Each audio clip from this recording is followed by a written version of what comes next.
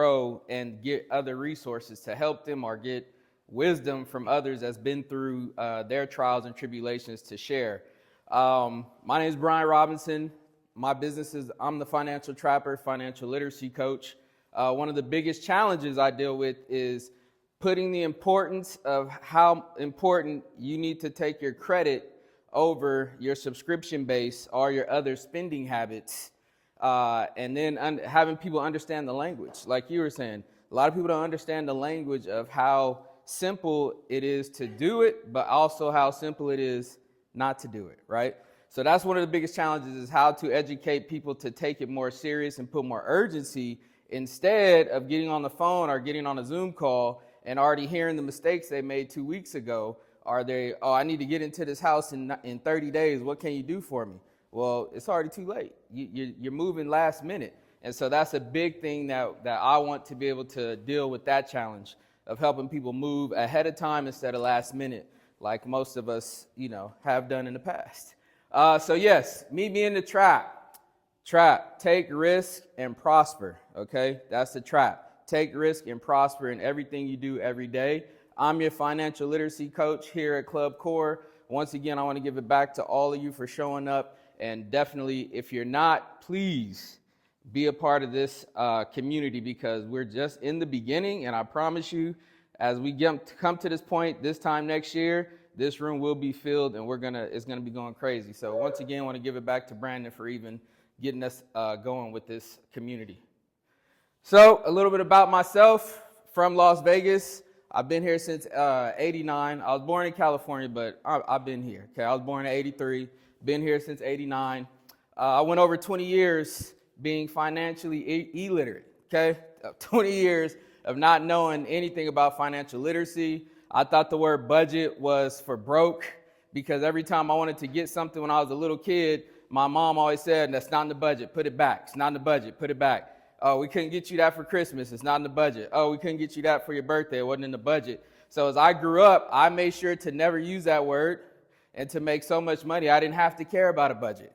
But 20 years into that, I finally figured out that that is not the right mindset. But once again, most of us can relate growing up in a household where financial literacy is the last thing of importance, right? Our parents care more about our grades than they do about how well we know how to work with money and how we know about our personal credit. I was a professional hip-hop dancer for over 20 years, had to find out the hard way that won't turn me into a multimillionaire. And how much can I really impact individuals besides giving them a nice entertainment, which is a small dopamine dose, versus being able to give you something that can stay into your mind and that you can take on and pass on from generation to generation. I was a former street entrepreneur. I did that for over 8+ years.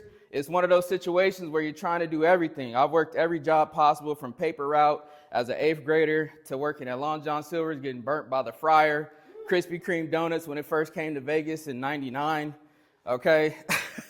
Telemarketing, network marketing, bartender, bar back. I've done almost everything. Even tried to go to construction school, found out these hands weren't made for building. So I said, let me go be a masseuse. And let me try that out. Even did that, right? So going down the line, I took a risk to go out of town to move this multi-level marketing business. It was an epic failure, one of the best things that ever happened to me. Came back, I said, who do I know that's killing it? Who's making some money? Oh, I have one best friend from middle school that's been in the cannabis black market, and he has a lifestyle that I'm like, okay, I want that. So that was the only person that I could resonate with that has some success, right? Was it something that I wanted to do? No. But at that point, I'm a father of 2. I'm driving around. This is about 2011, New Year's. I'm driving around in a 2001 beat up Ford Taurus, okay? Ford Taurus pull up, everybody run, right? So doing that, I'm like, yeah, no, this isn't it. I have to give my 2 daughters a better lifestyle. At that time, my oldest is 5 and my youngest is 2, right? And I'm just like, yo, what am I going to do? So that's what got me into that lifestyle. Fast forward, what happens when you typically get into that lifestyle, right? You got 3 options. You got jail, you have death, and you have falling flat broke because something went down. And just like we talked about not being able to rely on a team, in that aspect, what's really a team? Because if your team gets in a situation, are they going to be loyal? Are they going to talk? And then I had to find out the hard way of that you're really on a court of basketball by yourself, playing against 5 people, and the referees are the lawyers, and they're both ways. So you don't know if the ref is going to help you or if they're going to ruin the game for you, right? And then the other 5 players, you got the 5 levels of law that you have to deal with. And who are your teammates, right? We don't know, because when it goes down, that's when you find out who your real team is. And then 9 times out of 10, as stories that we've heard are been close enough to, somebody's always done sung to the birds and it's over with, right? So I had to learn that the hard way. Like I said, father of 2, been in the credit space for over 8 years plus. Personally funded myself over $250,000, removed over $500,000 of debt for my clients, got over $300,000 in funding for my clients. So that's just a little background. So let's get into it. Right? Credit, the ability of a customer to obtain goods or services before payment will be made in the future. Right? That is basically the definition of credit. Getting something without having to give money for it, but eventually you have to pay it back so your credit can remain good. Yes, we all got that? By the way, this is like a Q&A style, so if there's any questions, feel free to raise your hands, or I will ask questions, and please feel free to participate. Participation keeps everybody awake and alive, okay? So I love that. So this right here is the adult report card. This is what I claim the name of this as the adult report card, because we have 1, 2, 3, 4, 5, 6 categories. We have 6 categories just like we used to in high school and middle school, right? So this is our adult report card instead of our school report card. Category number, and in the terms of credit, these are called your data points. Right here, this is what I call infinite funding for your business if your data points look like this. I'll go in more detail in a second.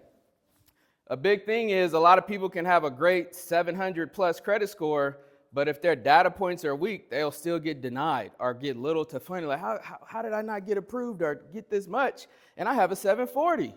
Well, unfortunately, you only have 3 total accounts. So off those 3 accounts, we can't tell how responsible you are to even handle this much that you're asking for. So we might be able to give you, the good old $500, $300 credit card. We all been there. Yes. So moving forward, the most important, the biggest one, payment history, makes up 35% of your credit score. Payment history, right? That's no matter how much the payment is or how little the payment is. If you are late once, it will reduce your score 35%, right? Super basic. Subject number 2, credit card utilization. I always tell my clients, keep it between 10 to 20%. Therefore, if you have a credit card of $1,000, when it's time for your statement date to report to the credit bureaus, you want to make sure that it shows that you have $900 or $800 available. That will keep you under the utilization. The default is 30%, but I always tell my clients 20 to 10%. This right here is for funding purposes where it says 6%. When your utilization is this low, that means you're ready to go talk to Chase to go get that $100K no doc loan, right?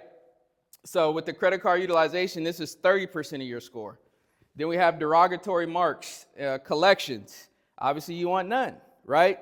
A big thing is if you're dealing with collections and they're calling you, they're violating your consumer rights. So basically that means that you can fight them for improperly trying to contact you because you didn't give RC Willey, you didn't give Bank of America, you didn't give none of these creditors the rights to share your personal information to now personally harass you to try to get for you to negotiate and pay the collection company what they're asking for. And by the way, with collection companies, they're buying your debt pennies on the dollar. So you can owe a company 10 grand, and that collection company probably bought your debt for 100, and then they're willing to negotiate you to pay 5,000.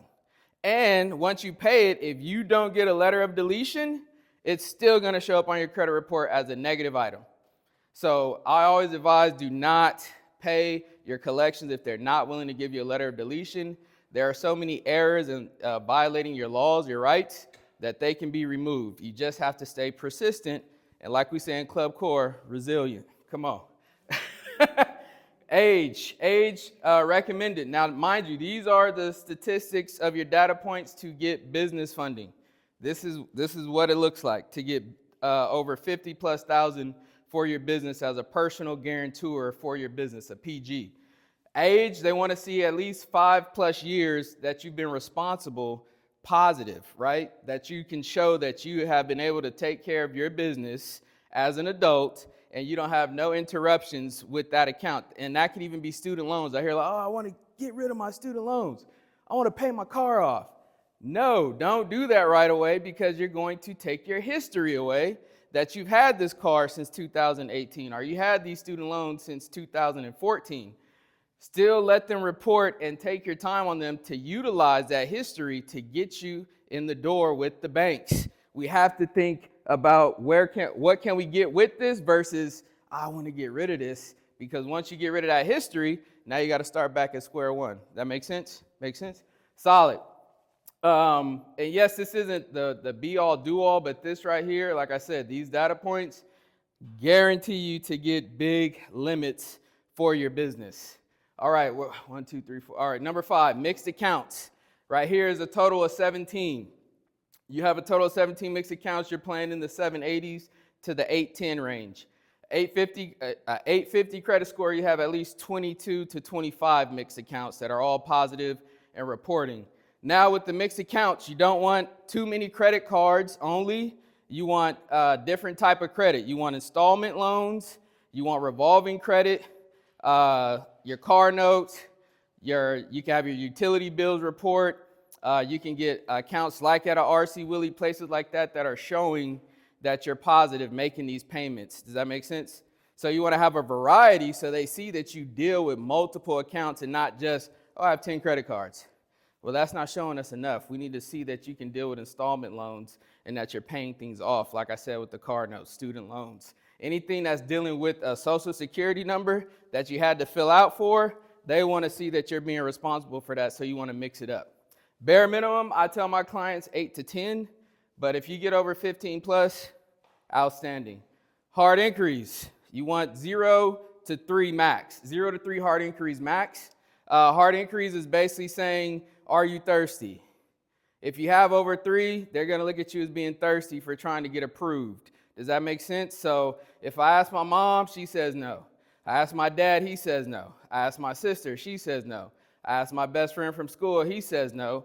And then I try to go ask my auntie, but now my auntie's going to ask my mom and my dad and my siblings, hey, did Brian come ask you for $500? Yeah. Would y'all? Oh, no, don't pay him. Last time I gave him money, I didn't even see him again, right?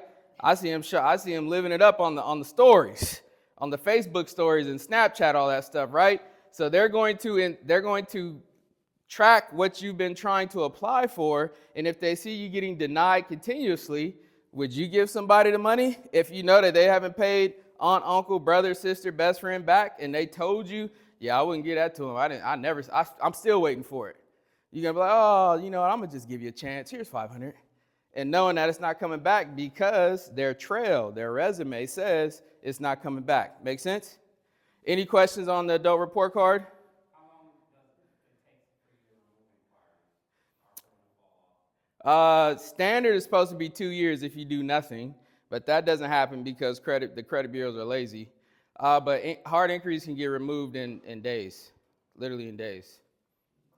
Yes. If you have a tax payment, like installments are paid, is that going on here? Maybe not. You have to ask that company, do they report your payments to the credit bureaus? What company? Whoever you're paying your taxes to. You talking about the government? Yeah. Most likely they probably don't. Okay. Yeah. Federal taxes. Exactly. Takes out a year. Yeah, no, they're not. They're probably not reporting that to the credit bureaus. But there might be a way for a company that can show the credit bureaus that you're making those payments, but I'll have to look into that. Just like how you can report your rent, even though it's not a mortgage, you can backdate your rent and report it as if you have been paying your rent for like 6 years. So that show as an age of credit history, that it'll pop up like that? With the rent reporters? Yep, absolutely. Absolutely. You got some tricks on how. Oh, yeah. I got all tips and tricks to give you the wisdom on how to get this immediately. Yep. Woo. Yes. Debit card versus credit card. By a show of hands, who still swipes a debit card? Come on, talk to me. Talk to me. Debit card? Nobody? That's it? Okay. Credit card. Who swipes a credit card for just about everything is possible? Okay, yeah, I love it. We got, hey, that's what I love to hear. That's why we're here with entrepreneurs. For those that don't know, debit cards are a waste of time. The only benefit that they give you is to pay your credit card balance down. That's it. Okay? Hey. With the credit card, they have the best fraudulent protection because you're backed by a billion-dollar company. Like debit card, you go through some fraudulent activity and you got to report it. Now you got to freeze your money. If something's due, now you can risk running into a late payment because some funny business went on and they only cover you up to $250,000, right? As what they say. But now you're stranded and you don't know what to do. If all your funds are in that bank account, you can't touch it until they release the funds or figure out a way to give you a temporary reason before they come back with a dispute situation. I'm sure we all dealt with that. Yes, with the debit card, headache. Credit card, every time you spend, depending on the credit card you have, you get reward points and you get cash back rewards and you get travel perks. But it's real specific on the type of credit cards that you have. The most powerful thing for all of us in here market ourselves, yes?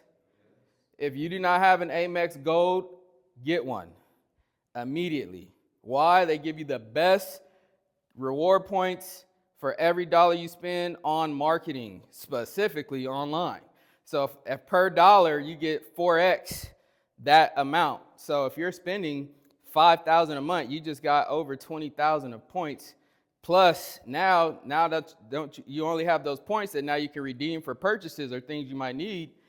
You're also making money if your business is profitable. So you're literally double dipping with that credit card. And then when it's time to go on that family vacation, because your business has been successful after 10 months, 5,000, that's 50,000 times 4. That's over 200,000 reward points that now can go into exactly.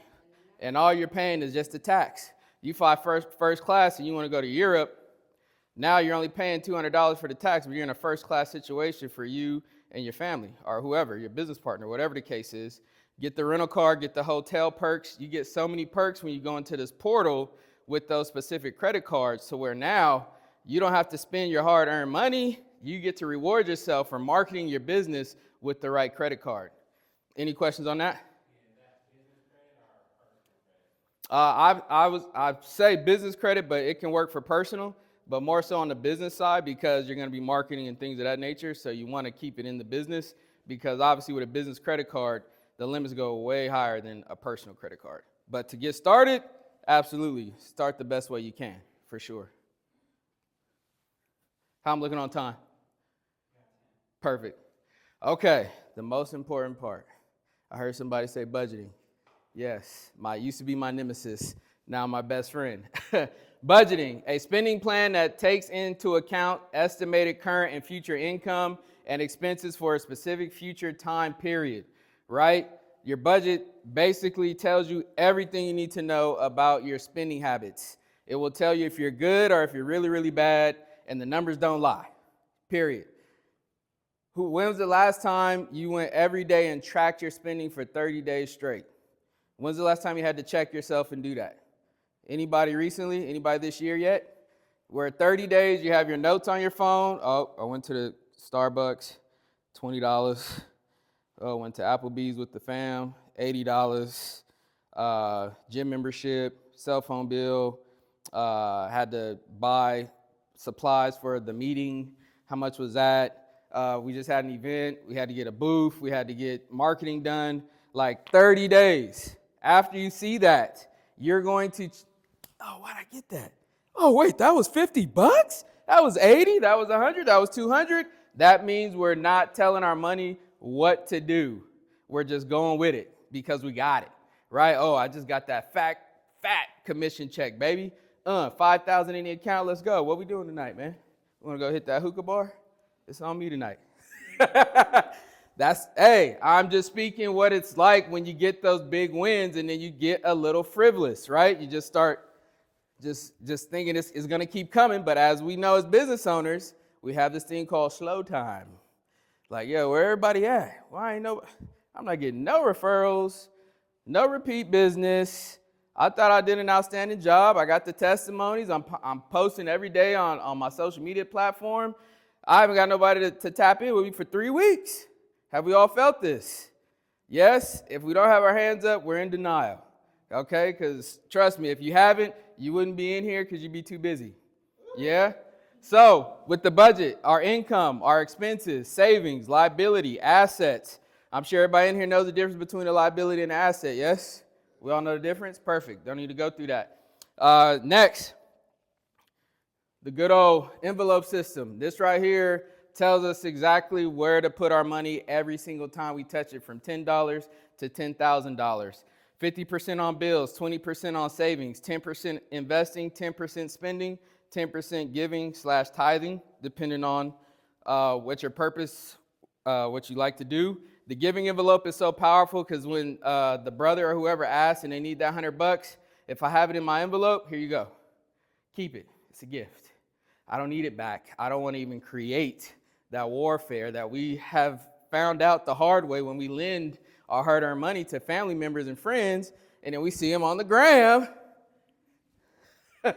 Pass me the hookah, right? We see her like, wait a minute, don't you owe me a couple $100? What we doing now? Hey, man, I saw it. Nah, bro, they took care of that. I didn't even come for me. Find out later, it was a whole function. It was their idea. We went through this before, right? Spending, that's saving up for a special occasion. We all know when our birthday's coming up, we have how many months before the birthday shows up? How many months? 12, right? 11. However you want to see it. If I know I want to spend $2,000 on my daughter's birthday, I have till when she turns 19, July 3rd. After that, I have from that time to put away for $2,000 for her birthday. That means I could put $200 away for 10 months, and then I have the budget for my daughter's birthday, and I no longer have to say, once this client pays, I'm going to go do it. How many times have we said, once this money hits, now I can go do what I need to do for Christmas, birthday, anniversaries, special occasions, etc. This is what the envelope helps us avoid. That is financial literacy traps. Investing, 10%, basic, yourselves. What's the next thing you need to do to invest in your mindset to take you to the next level? What's the next course? What's the next workshop that you need to be in to get you to the next level? That's where the investing starts. When I say investing, most people think stock market, no. What about yourself? How can you add your value up to yourself, right? So that investing envelope is important. If you notice a big mastermind coming up and it costs $2,000, once again, you have X and Y and Z amount of time to put that money to the side to now go hit that event, instead of saying, once I get this commission, I'm going to go to this event. And if it doesn't happen, now you don't go, and now you look like you full of what? Talk, fluff, because you didn't show up, right? So that's real quick on the envelope system. Any questions on that? Yes. And this is a question in general because of the times we're in. Yes, Right? absolutely. This is the formula that I've seen for so long. Yes, right? yes. How about people whose bills are already 120% than the money they're making? That means they have to reevaluate their budget How? by cutting. You got to sacrifice. You got to cut some things out. If we take a deep dive into what your money's going into every month, I guarantee there's things that you don't need that you can live without for a period of time, which is called sacrifice, right? What are our necessities? Our basic necessities start from there. We have to eat. We need power. We need a roof over our head. And obviously transportation, I would say, some form. Outside of that, do we have to invest in our business? Possibly. Is there a way that you can do it without investing? Yeah, but it's going to take longer. It's a lot more work, right? Without having that marketing budget. Can it be done though? Yes, right? Can we get in shape if we don't have a gym membership? Yes, but it's going to be a bit more difficult, right? So it's the same thing of, do I really need to be spending $500 a month to do what I need to do for my kids? No, I don't. I can figure that out. Do I need to go shop at Whole Foods versus I gotta chill and go to Smith's for a period of time? Like, those are the difficult self conversations that you have to have, and hopefully you have an accountability partner to where you just have to dial it back. Because everybody in here has had to dial it back at some form, some way, period. And I say this because I get clients, Uh-huh. DC clients, who say, oh, I have an invention, but I'm living out of my car. Yeah, Like, literally. right. And they're like, I need to market this, but I have nothing. I'm living out of my car. Like, they're literally homeless. Yeah, so they got to And take they're care. tech inventors. Yeah, and they got either they understand what they're getting themselves into and know that nobody's gonna feel sorry for you.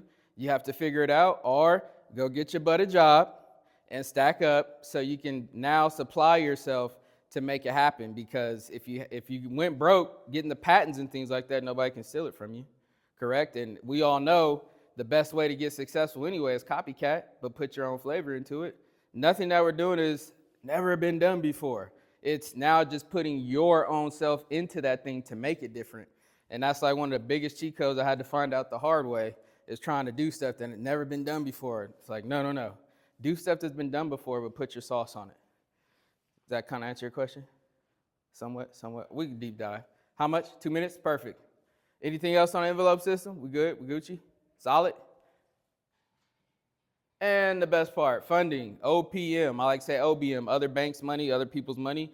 When I first heard of OPM, I was in a company called VM Direct, where they were selling $4.99 to do video mail, right? Video email. You could talk to somebody on the screen. This was like 2007. Like, oh, send video mail. Okay. Let's see who I can sell to do that, right? Oh, I can get rich doing that? Okay, let me try, And that's when I first heard of other people's money, where I thought I had to find people that had money to say, yo, can I borrow this to do what I need to do with this business? No, it needs to say other banks' money. If I knew that banks could give money like I thought people could back at that time, light years ahead, right? So money provided especially by an organization, our government, for a particular purpose. We have personal credit, line of credit, business credit, and we have interest rates. Interest rates are going to kill you when your credit's terrible. That's how they make the most money, is by hoping your credit stinks so they can tax you. I get a $12,000 car and my interest rate is over 25%, 60-year loan. That $12,000 car now turns into like over $35,000. Hope you enjoyed that $12K car, right? You get a loan. Oh, we can get you a loan, but your interest rate is going to be 40%. So if we give you 10 grand, now you're going to, over 60 months, now that 10 grand is going to turn into almost 30 plus, because we're banking on you to take your time, and you're not going to be able to pay it off fast. And they might have stipulations where you can't pay it off fast, so you're locked in. We call those shark loans. I learned that the hard way. Okay, I learned that the hard way.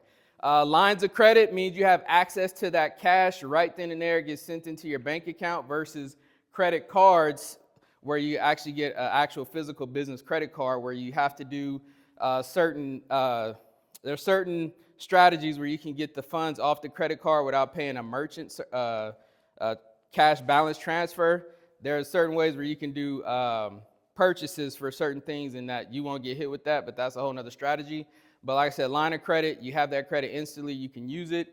Interest rates, once again, is based off your score. Now, the biggest fiction, real quick, before we wrap up, a lot of people like, my credits, we see it on all the time on social media. With low credit, you can get business funding. Yeah, if you want to get a shark loan, of course. And you think with bad credit, and you think you have a shelf corporation or your business credit data points together, that they're going to give you the best rate, the best money? No, they're not. You're going to, obviously it's situation by situation based, but I always suggest be patient, build your strategy right, build your credit right. During that journey, when you get that funding, you're going to know all your P's and Q's. You're going to know how to dot your I's and cross your T's by taking that journey. But for those that are promoting, get the business funding with terrible credit, they're already setting you up for failure, because you're not getting the best of the best. And it's too much of a shortcut vibe. And one thing I learned about being a street entrepreneur, shortcuts will always end in deep cuts, okay? And with that being said, thank you for your time. If you want, you can scan. Yeah, well, I don't need to really say this one. Which one are you? I want my credit over 700s. You know, it's my little spiel, whatnot. But you guys are, I want my credit over 700. Are you 2? I want business funding. 3. I want both better credit business funding. Like I said in the other day, whoever needs help with understanding or how you can take advantage of this, reach out to me. In this room, I'm not looking to get rich off of none of you guys. I'm looking to be a resource, an outlet to help you get to the next level. So if there's any way I can do that to help you get more funding or better your credit, let me know. We can sit down. I don't care if it's 2-3 hours. That is my service for this community, is to give back. I have my other marketing strategy outside of here to get me rich. Not in here and not in no community where everybody's trying to level each other up. With that being said, I just want to say, once again, Brandon, thank you for giving me the floor. You can scan my QR code, get my contact if you don't already have it. And yeah, any questions, just come see me throughout as we mix, mingle. And thank you very much.